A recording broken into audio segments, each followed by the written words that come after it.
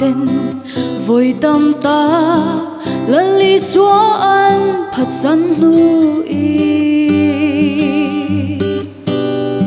Harhna ro bui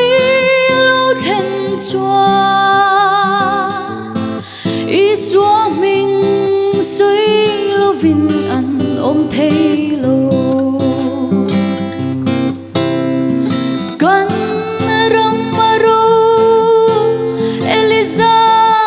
ao le ro kan ramin amamu me Harhna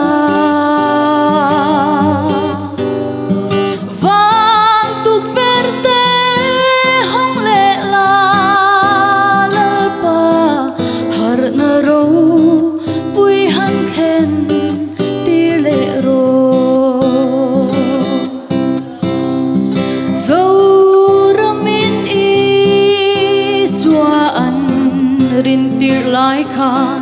tharava an tui halun taman nei na kol vale cham panin an kal an holam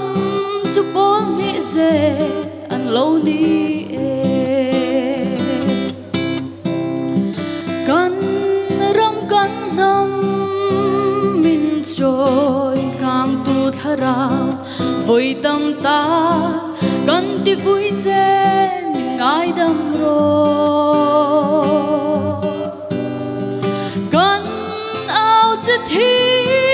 xin lấy tên khi bụi rùa bụi Harhna rồi Thlen lệ rô cần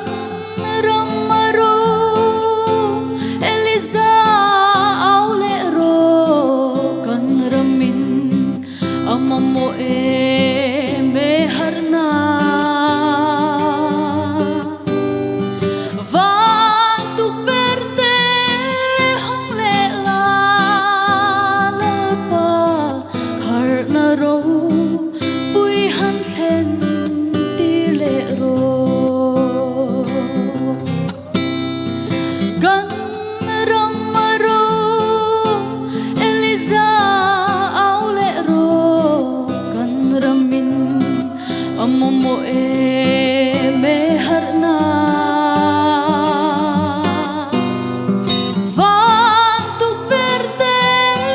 hong le la pa Harhna ro pui han Thlen ti le ro afak la le pan ma som ro se